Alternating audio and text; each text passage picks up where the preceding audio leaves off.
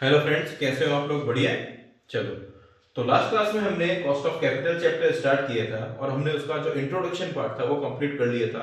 आज हम इसके प्रैक्टिकल पॉइंट्स पे जाएंगे और स्टार्ट करेंगे कॉस्ट ऑफ शॉर्ट टर्म डेब्ट। चलिए देखते हैं। कॉस्ट ऑफ शॉर्ट टर्म डेब्ट में सबसे पहले हमें ये ध्यान में रखना है कि इसका फॉर्मूला क्या है। ठीक है, तो इसका फॉर्मूला होगा आपका interest divided by net proceed multiply 100। इससे आप कैलकुलेट कर पाओगे कॉस्ट ऑफ कैपिटल किसकी? शॉर्ट टर्म डेट की। शॉर्ट टर्म डेट की जो कॉस्ट ऑफ कैपिटल है वो आप इस फॉर्मूले से कैलकुलेट कर पाओगे। चलो समझते हैं इंटरेस्ट का क्या मतलब हो गया। ये तो हमें सीधा सीधा समझ में आता ही है कि जो भी हमने शॉर्ट टर्म डेट लिया है, यानी छोटा ऋण लिया है, छोटा लोन लिया है, उसका जो भी ब्याज होगा वो हमें यहां पर पुट करना है। तो सबसे पहले क्या हो गया हमारे पास में? इंटरेस्ट। सेकंड पॉइंट है आपका नेट प्रोसीड। सेकंड पॉइंट है आपका नेट प्रोसीड। नेट प्रोसीड का ये मतलब है कि जो भी आपने लोन लिया, लोन लेने के बाद में आपके हाथ में कितना पैसा आ रहा है जिसको आप बिजनेस में इन्वेस्ट करेंगे, जो भी इन हैंड आपका अमाउंट होगा उसको हम क्या बोलेंगे? नेट प्रोसीड बोलेंगे। तो सर ये आपने क्या बात की, वो तो जितने का लोन लेंगे उतना ही तो पैसा हमें मिलेगा? नहीं, ऐसा नहीं होता। जब भी आप लोन लोगे, मान लो जैसे हमारे एग्जांपल में हम लोन ले रहे हैं किससे? बैंक से। तो बैंक आपका कुछ ट्रांजैक्शन अमाउंट, कुछ प्रोसेसिंग फीस, स्टैंप ड्यूटी, कुछ ना कुछ अमाउंट क्या कर लेती है? डिडक्ट कर लेती है।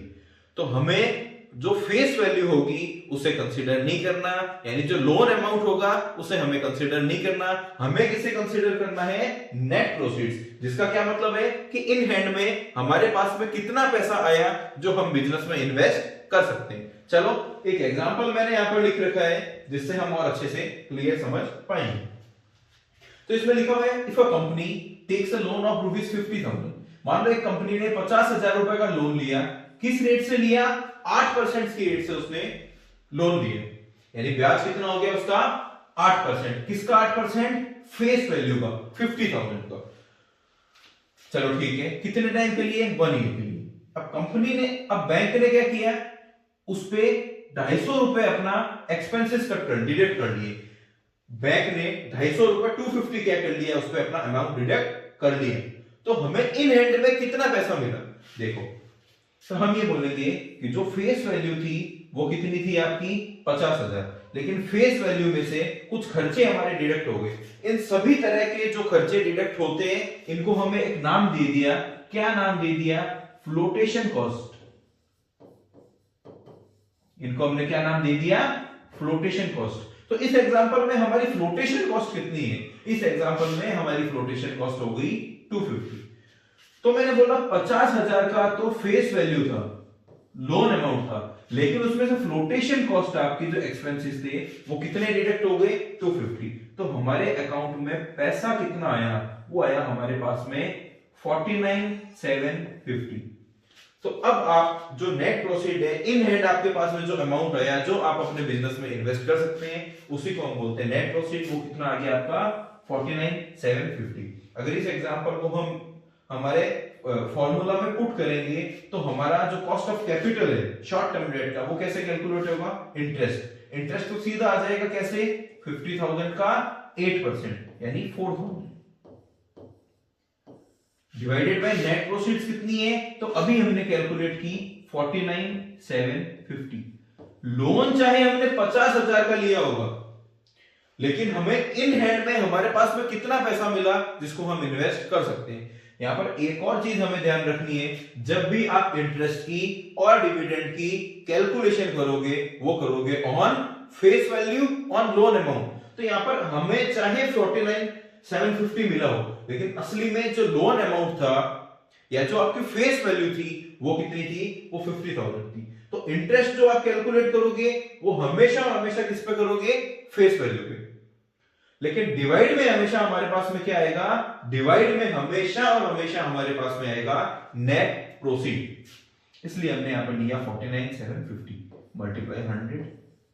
तो यहां पर हमारी जो रेट आएगी वो कितनी आएगी 8.04%। यानी मैं बोल सकता हूं कि जो कॉस्ट ऑफ शॉर्ट टर्म डेब्ट है, ठीक है, वो आपकी कितनी आएगी 8.04%। ठीक है, होप आपको समझ में आया होगा। चलो हम नेक्स्ट पेज पे चलते हैं।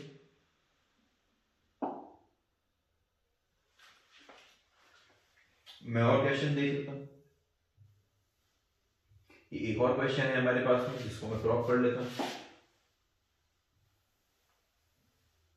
और फिर हम इसको अच्छे से सॉल्व करेंगे।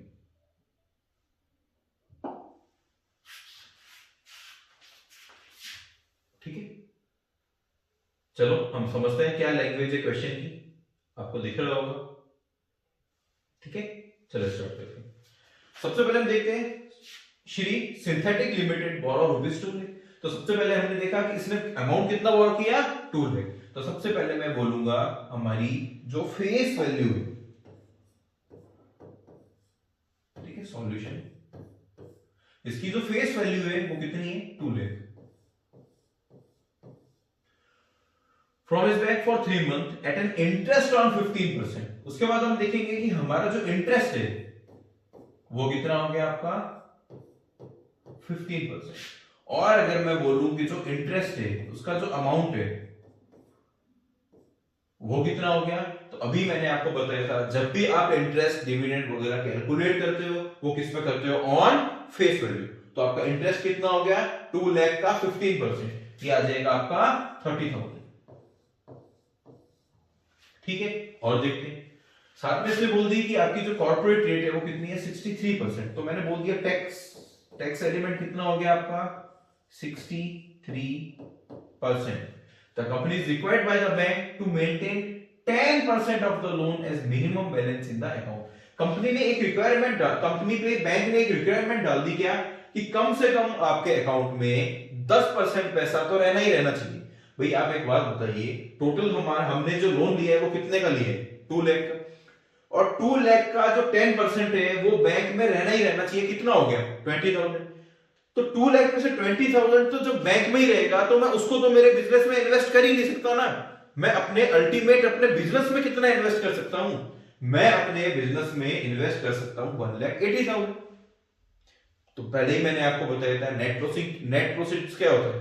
ठीक है, नेट प्रोसीड्स का मतलब होता है वो पैसा जो आप अपने बिजनेस में इन्वेस्ट कर सकते हैं। तो यहां पर मैं बोलूंगा कि नेट प्रोसीड कैसे निकालेंगे। नेट प्रोसीड का मतलब हो गया फेस वैल्यू जो आपकी है 2 लाख माइनस इसी का 10% जो कितना होगा 20,000, तो वो कितना हो गया 1,80,000। तो अब इस क्वेश्चन में हमें कैलकुलेट क्या करना था, हमें कैलकुलेट करना था कॉस्ट ऑफ कैपिटल। तो कॉस्ट ऑफ कैपिटल का क्या फॉर्मूला था, वो था हमारा interest divided by net proceeds multiply by 100। तो इस क्वेश्चन में इंटरेस्ट कितना था, तो वो हमने कैलकुलेट किया था 30,000, डिवाइडेड बाय नेट प्रोसीड्स कितना था वो अभी हमने कैलकुलेट किया है 1,80,000।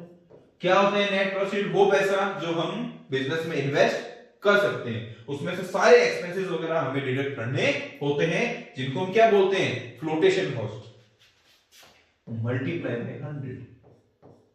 ठीक है, तो ये आ जाएगा हमारा 16.667%। यहां तक बताइए आपको समझ में आया क्या। अब एक और चीज, सर ये टैक्स दे रखा है इसका हमें क्या करना है, सर ये जो टैक्स दे रखा है इसका हमें क्या करना है। जब भी आप शॉर्ट टर्म डेट और लॉन्ग टर्म डेट से कैलकुलेशन करोगे तो आपका जो भी आंसर आएगा वो आएगा आपका बिफोर टैक्स में, और बिफोर टैक्स से आपको क्या करना है, उसको कन्वर्ट करना होता है आफ्टर टैक्स में। तो चलिए सीखते हैं। यानी अभी जो मेरे पास आया है ना, अभी जो मेरे पास कॉस्ट आई है ना, वो मेरे पास कैसी आई है बिफोर टैक्स। क्यों, क्योंकि बिफोर टैक्स का जो फॉर्मूला होगा आपका वो क्या होगा, interest divided by net proceed multiply 100। और अगर मैं इसी चीज को कैलकुलेट करूं आफ्टर टैक्स में, तब थोड़ी सी हमारे जो फॉर्मूला है उसमें कैलकुलेशन चेंज हो जाएगी। हमें उसमें लिखना है interest 1 minus tax divided by net proceed multiply by 100। अब अभी हमने जो सॉल्व किया उसमें हमारा इंटरेस्ट कितना था, अभी हमारा इंटरेस्ट था 30,000। 1 माइनस टैक्स एलिमेंट कितना था, तो हमने देखा था 63%। भाई कोई भी चीज परसेंटेज में होती है, जैसे मान लो 63%, तो मैं इसको कैसे लिख सकता हूं, 63 डिवाइडेड बाय 100 लिख सकता हूं। और इसको और मैं कैसे लिख सकता हूं, 0.63 लिख सकता हूं। तो यहां पर डायरेक्ट मुझे कैसे लिखना है टैक्स एलिमेंट को, 0.63 डिवाइडेड बाय नेट प्रोसीड्स, वो आपका कितना था, 1,80,000 मल्टीप्लाई 100। ये जब आप कैलकुलेट करोगे तो आपका आ जाएगा 6.16%।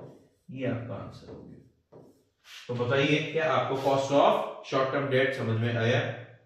Cost of short term debt को समझने के लिए हमें कुछ चीजें ध्यान में रखनी है, क्या कि हमें इंटरेस्ट पता होना चाहिए और हमें नेट प्रोसीड पता होनी चाहिए। इंटरेस्ट के लिए मैंने आपको पहले भी बता दिया, जब भी आप इंटरेस्ट कैलकुलेट करोगे वो आप फेस वैल्यू पे करोगे और लोन अमाउंट पे करोगे, और जो नेट प्रोसीड है वो आप किस पे करोगे, लोन अमाउंट आपका जो भी होगा या जो फेस वैल्यू होगी उसमें जो सारे एक्सपेंसेस हैं वो डिडक्ट करेंगे, यानी उनको हम क्या बोलते हैं, फ्लोटेशन कॉस्ट। तो मैं बोल सकता हूं जो भी आपकी फेस वैल्यू होगी उसमें जब आप फ्लोटेशन कॉस्ट को डिडक्ट कर देते हो तो आपकी क्या आ जाती है, नेट प्रोसीड आ जाती है। बस दो बातें हमें ध्यान में रखनी है और इतना सिंपल है हमारा cost of short term debt. चलो आज के लिए इतना ही। नेक्स्ट क्लास में हम देखेंगे cost of long term debt. Cost of capital हम निकालना सीखेंगे किसकी, लॉन्ग टर्म डेट की। Thank you.